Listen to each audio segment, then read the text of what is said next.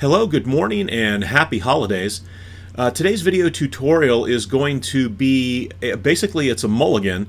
We're going to go back and take a look. I was doing a live stream course, teaching a live stream course over the weekend for INE, and I had a typo when I was performing my root password recovery, and it actually caused the VM to crash. And so, again, failure is a great thing, because it allows you to go back and learn a little bit more. And so I actually had to investigate what it was that I had done to cause the crash of the VM after I was simply trying to recover the root password. So I'm actually going to recreate exactly what I had done, and it was on the very last command when I went to do the touch / dot autorelabel. And what that command does is when the system boots, and what you'll see here is right after we go to do the root password recovery, the system, you type reboot to bring this to have the system reboot.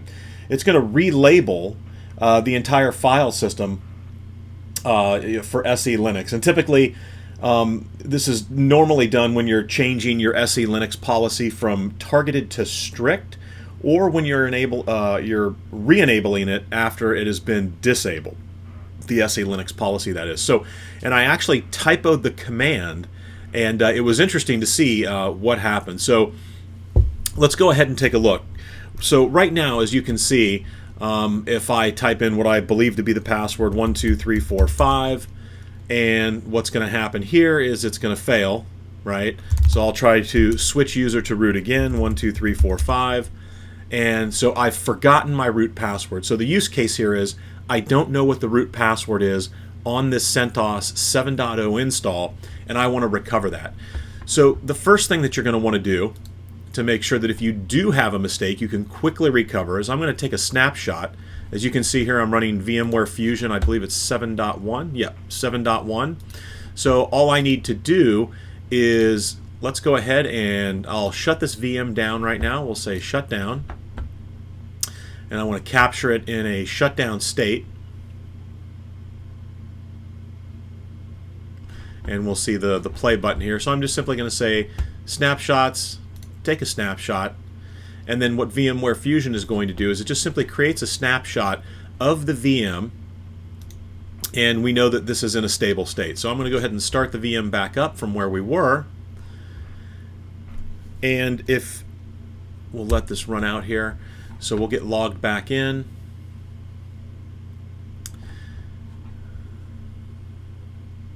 And we should come to the login screen here shortly. And so again, what I had done is on the very last command, I had actually transposed, trying to do it from memory, transposed the / and the dot and put / autorelabel. So let's go ahead here, and you can see if I were to log in. Let's make sure we get the right password in there.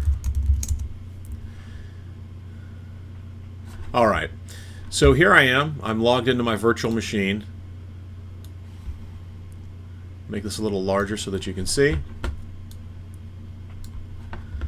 And it's going to go ahead and come back up here, and I've got my console window. So again, the use case is I've forgotten what the root password is, and I want to reset that root password.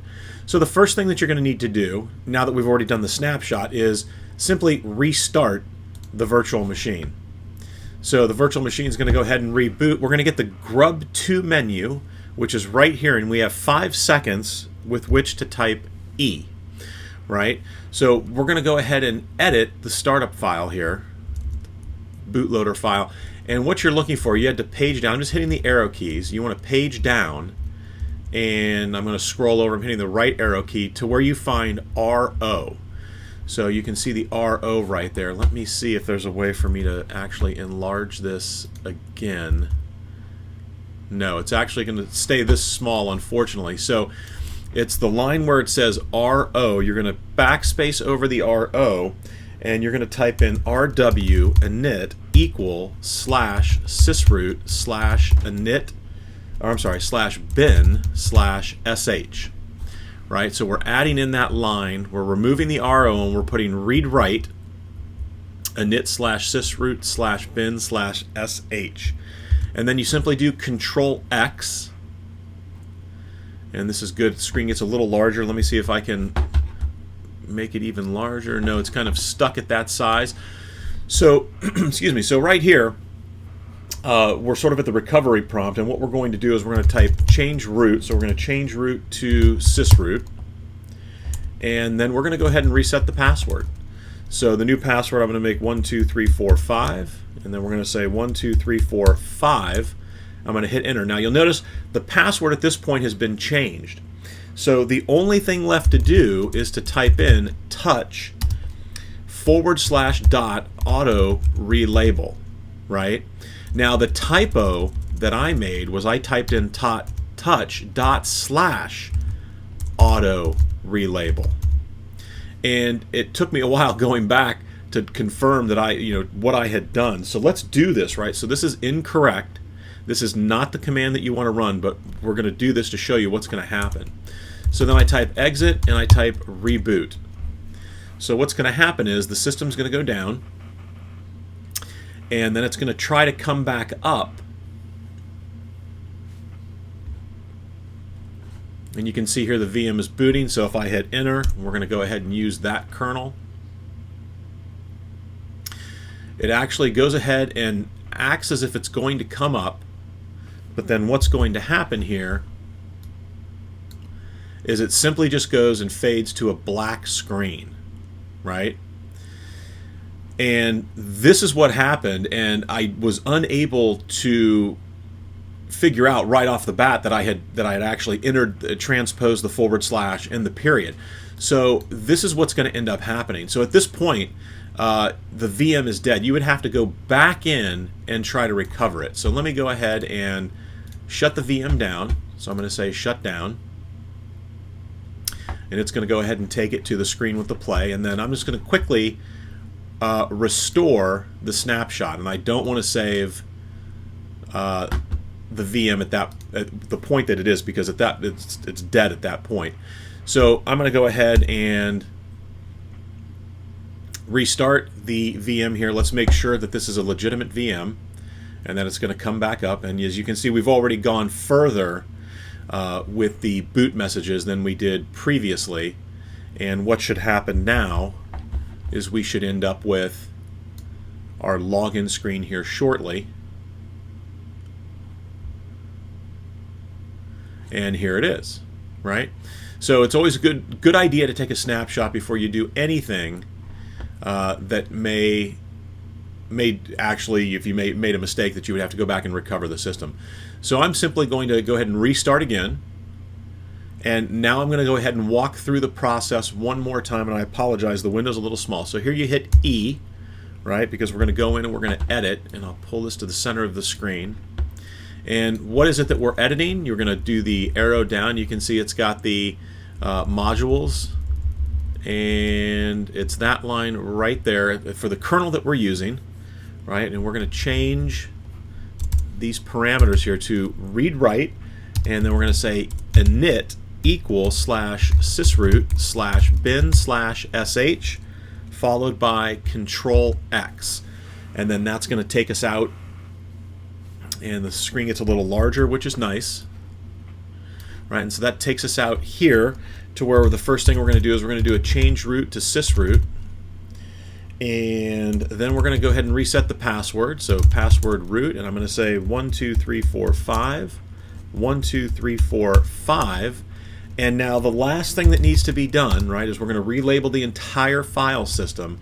Is it's touch /dot auto relabel. Right, so that's the proper command. So I hit enter, I type exit, and reboot. Now the system's going to reboot. It's going to relabel the entire file system for SELinux.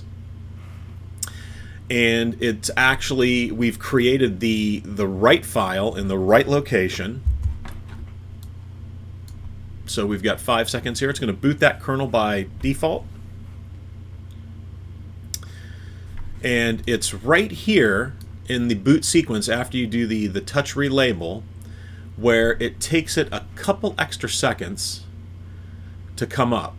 And again, this is because it's actually relabeling the entire file system for SELinux, right? So it's going to take it a couple of additional seconds to come up, and once it comes up, we'll go ahead, we'll get logged in, and we'll confirm that the root password has been changed. And what I'll also do is, in a little larger text, I will type the command sequence out that we did so that you can see. And again, it was a fortuitous fail. It took the VM down, and I had not done a snapshot prior, because I've actually done this probably about 1,000 times, and just simply typoed that touch command, and that was enough to bring the VM down. And we were in the midst of covering a substantial amount of material, and didn't really want to stop to try to dig in and figure out what had happened. So I guess the next use case, and what we should take a look at, is what happens if you do that incorrectly. Can I go in and recover by typing the correct commands in? Would that have fixed the problem? And so once we confirm the password is 12345 for root, and as you can see here, it does take it a couple additional seconds, right? All right, here we go. And so as you can see here, it looks good. We should have relabeled the entire file system. And now we should have our CentOS 7 VM back up and running. And let's get to the login screen here and make sure. All right. And so that's what it looks like when it actually is done correctly, right? So I'll come down here, I'll enter my password in, and we'll get logged in here. And at this point, I can make this larger now, so let's do that. Make this substantially larger so we can get a better look here. All right, so I'm going to pull up the console terminal.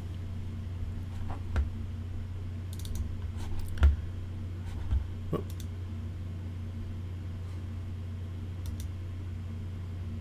VM might be running a little slow. Let's make sure. There we go. Okay. I was waiting for him. It was taking a while there. All right. So this is a much larger font here. Let's make sure we're about 28. So the appearance 24, 26, 7, 27 is good, right? So we've got a 27 font size here. So again, if I were to type in the commands, and let's turn off that set no number. Right, so the first command at the bootloader prompt, the grub bootloader prompt, was you type in the E, right? So once you're in the E, you're going to page down and you're looking for the line that has RO in it. And what you're going to do is you're going to change that to read write init equal /sysroot /bin/sh, right? So we're going to have it start the bash shell for us instead. Then you're going to hit Control X, and that's actually going to drop you out, and that's where it's then going to put you into a read-write mode in the bash shell, right? So from there you do the change root to sysroot, and then you type in password root, and then you enter in the password twice to make sure that you get the right password in there. And then finally, and this is the big one, we'll put some asterisks here, right? And this command, if you typo this command, it is going to crash the VM when it tries to come back up. So it is touch/.autorelabel. And again, what that command is doing is it is relabeling the entire file system for the SELinux process. And again, typically, and it does it upon the next reboot, because right after that we type exit and then reboot. So those are the steps right there. So you've seen what happens when it fails. We've seen what happens when it works as it's supposed to. So now let's go ahead, break it. I'm going to restart here. And let's go ahead, break the VM, and see if we go back into the VM and enter the proper commands in, if it's going to work. So I'm going to hit E. I'm going to scroll down here, and there's my RO line. I'm doing the right arrow key now to get over here to RO. And I apologize, let me center this. Can't make it any larger than it is, and I know this is probably tiny on some of your screens. So we're going to change RO to RW, and this is where it's init equals slash sysroot slash bin slash sh, followed by Control X. It's now going to drop us into our shell, where I'm going to say change root slash sysroot, and then I'm going to reset the password with passwd root. I'll type in we'll say abc123. We'll make it something different. abc123, and the tokens have been updated successfully, and here we go. So we're going to say touch dot slash auto relabel, right? And so this is incorrect, and we want to force this, exit and reboot. So we want to force it to be incorrect to see if we go back in when it's going to boot up, when it hits the grub bootloader, will we be able to recover it? So I'm going to let it boot to the black screen, right? So that we can confirm, right? We want to confirm that we entered the wrong command in and that the system is not going to boot. And so this is where we are going to end up seeing that. All right, so here it comes, and it has gone to the black screen. And I actually, the evening after the typo, I actually let it run like this. I was restarting it a couple times to see if it would, I waited maybe 10 minutes, then I waited 20 minutes, just, seeing, did I not wait long enough? Did I move too quickly to reload it? Or was it, in fact, a valid mistake? Again, I was making the assumption that I had entered all the commands in correctly and that it was something else that had gone wrong that caused the problem. So here you can see we're definitely down. So let's just go ahead and let's restart the VM. And now we're going to go back in and we're going to do the recovery process to see, will it fix the problem? So there's our RO line. I'm going to scroll over here and actually, let me try to center this a little bit more for you. Hopefully that's going to help a little bit. So we'll come back over here to RO, right? So I'll say read write init equal slash sysroot slash bin slash sh. We're going to do the Control X. All right, and here comes our VM. So we're now at the bash prompt. So I'm going to go ahead and say change root to slash sysroot. We're going to create the new root password. Right, so password root, and I'll just say ABC123, ABC123, and what happens now if I type in the touch / dot auto relabel? Oops, relabel. I want to make sure we get it right this time. The auto relabel. Now, the question is, did I even have to change the root password? Probably not. I probably could have come right in here and said touch / auto relabel, and maybe that's another thing to check. Not going to do it as part of this video. So now I've got the right command in here. We did the change root sysroot. We changed the password. I've touched the proper file so that SELinux can re-enable the file, relabel the file system. So let me do an exit and a reboot, and let's see, would this have fixed the issue that I ran into by going back in and making the correct edit by touching the right file? So we'll bring this here to the center. I'm going to go ahead and hit enter. And let's see. And we should know rather quickly here if it makes it past these first few initial errors. And this is actually a good sign, right? Because remember, we're telling it to relabel that our entire file system here. And this is typically where it'll hang for a few seconds before moving on. So let's go ahead and see, does that solve the issue that we had?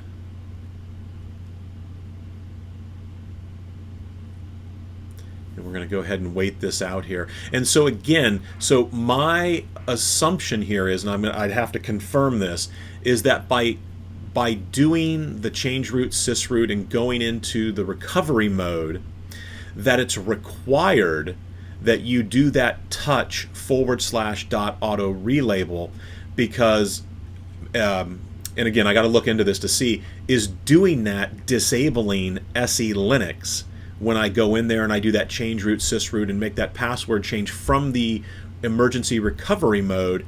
And if that's the case, by not creating that file and having SELinux enabled, the problem then is, and there we go, okay, excellent. So it's kicked us back out here, so this is a great sign. And so that's basically my hypothesis, is that when we do that change root sysroot and we go into that emergency recovery mode, what's actually happening is that it is disabling the SELinux policy to allow us to make the changes we're making, so that we have to do the touch / .autorelabel, right? And so I've been able to recover now. So I'll say HCLAC. What do we got? HC. Okay, so we'll get the password put in there, and we should be logged in here shortly. So fantastic. So in fact, that does solve the problem. And again, to go back to sort of that train of thought as to why, it's got to be that, at least I believe, that the SELinux policy, when we go into that emergency recovery mode, that we are temporarily disabling it. Therefore, we have to run that touch / .autorelabel, because we have it enabled in the SELinux config file. It is enabled, right? So this would have been how you would have recovered from that problem. Unfortunately, I didn't have time, and to be honest, I looked over what I had done after the fact, and that's when I had realized I had made that mistake. So, all right, that's going to conclude this video. So hopefully this is going to give you a much better understanding of not only, how to get in there and quickly recover the root password, but also how you would, if you were to have failed or had a typo in there, what you could do to recover from that. And again, my thoughts as to why we have to do that touch / .autorelabel is that we're disabling SELinux when we go into that emergency recovery mode and make those changes to the root password, which with a typical SELinux policy enabled would not be normally allowed to happen. All right, so thanks for watching, and again, remember, fortuitous fail, right? That's how you learn, is through failure. Thank you for watching. Have a great holiday season, and all the best.